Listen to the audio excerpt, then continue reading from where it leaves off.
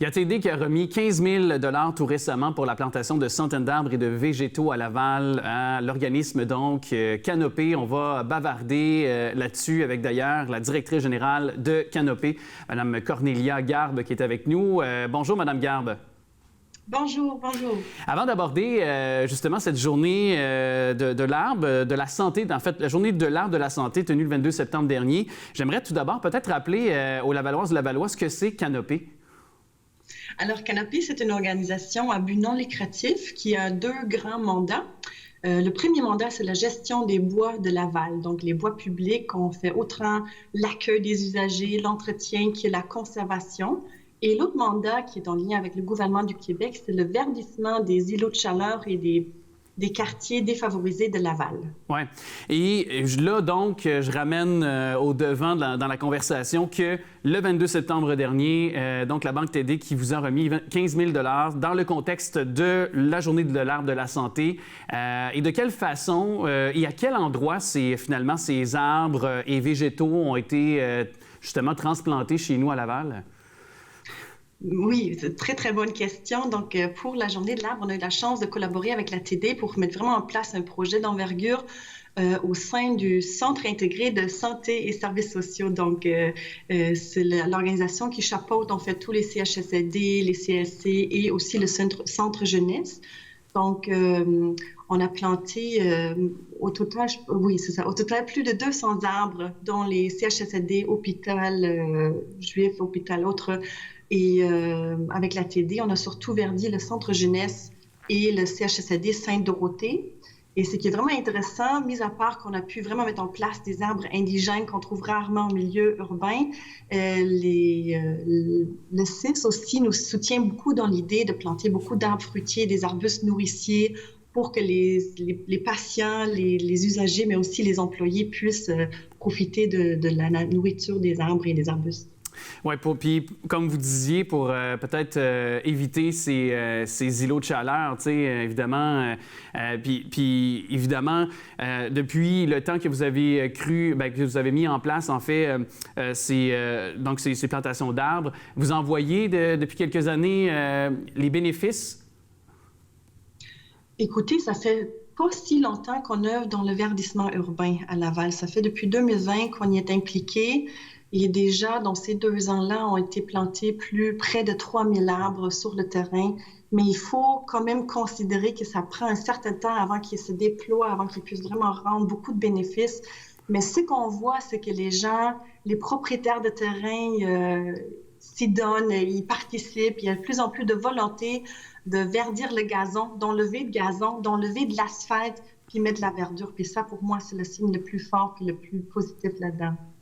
Et vous avez évidemment 8 boisés sous votre gestion sur plus de 20 boisés qu'il y a sur le territoire lavallois.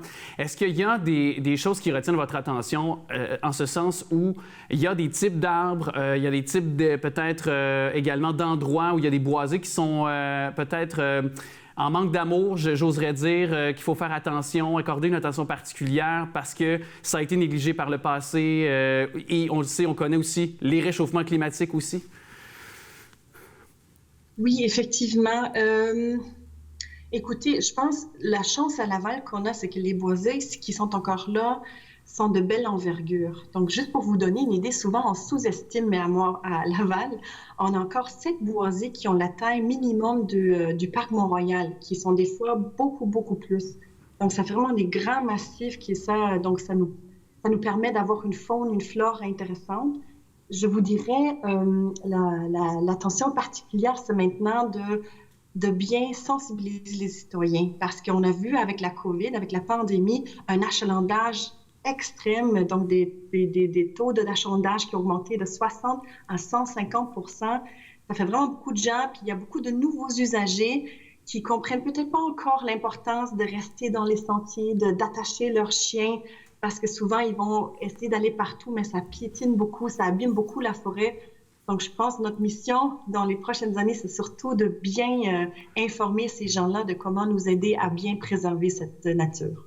Et est-ce que la grille du frêne, qui est un fléau dans nos villes, est-ce que c'est sur le territoire lavallois la même chose? Est-ce que c'est un peu sous contrôle ou c'est encore évidemment quelque chose que vous surveillez avec beaucoup d'attention? En général, au Québec, c'est un problème. Puis dans les rues, on va prendre des mesures plus drastiques. On va, par exemple, injecter un insecticide qui s'attaque. Mais il faut comprendre que ça coûte environ 200-300 $ par arbre aux 2 ans. Donc, dans une forêt, on ne peut pas se permettre d'injecter puis de vacciner chaque arbre. Donc, oui, on a des endroits à Laval où les frênes sont en dépérissement.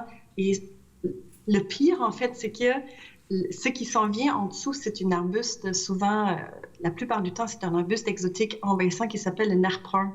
Okay. Et qui, lui, enlève la place aux autres espèces indigènes qui pourraient prendre la relève. Donc, ce qu'on fait, on contre-attaque le nard brun. On va essayer de l'enlever pour planter des espèces indigènes qui pourraient prendre la relève, en fait. Et donc, au moment d'enregistrer cette conversation, ne connaissez pas toujours l'issue de cette campagne électorale municipale, Mme Garbe, et justement avec donc le nouveau conseil en place, éventuellement le nouveau maire ou la nouvelle mairesse.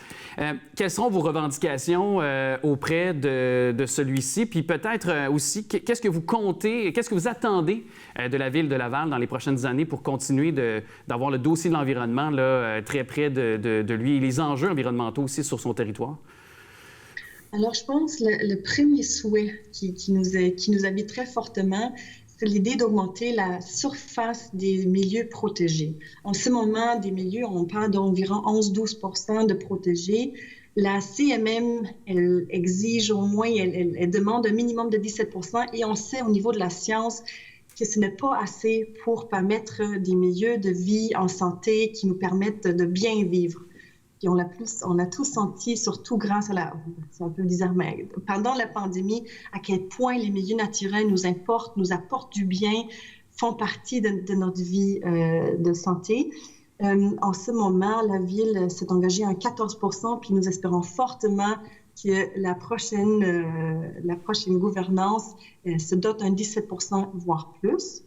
Sinon, si je rappelle les dernières mobilisations, puis on travaille très fortement aussi avec les citoyens, avec les autres organisations comme le CREU, comme Éconature, le danger qu'on voit encore en milieu urbain dans le sud du Québec, c'est le développement immobilier qui, avec les spéculations, avec l'argent que ça comporte, que ça gruge beaucoup les milieux naturels. Donc, de la prochaine gouvernance, on souhaite fortement qu'il y ait un engagement très fort pour l'acquisition de terrain parce qu'une fois qu'ils sont en main publique, mais on peut l'offrir, on peut dire aux citoyens, venez, vous pouvez en profiter, on peut mettre un sentier, ça ne devient plus jamais un condo. Ça serait des deux points les plus importants, je pense, pour bien protéger les milieux naturels.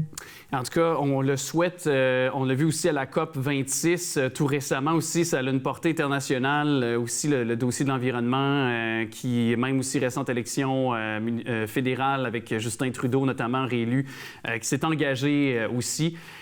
Donc, on verra pour la suite, mais chose certaine, merci de faire ce travail nécessaire de promotion de l'environnement et de protéger nos boisés sur le territoire lavallois. Madame Cornelia Garbe, donc directrice générale donc de Canopée, merci beaucoup de nous avoir parlé. Merci à vous. Bonne journée. Au revoir.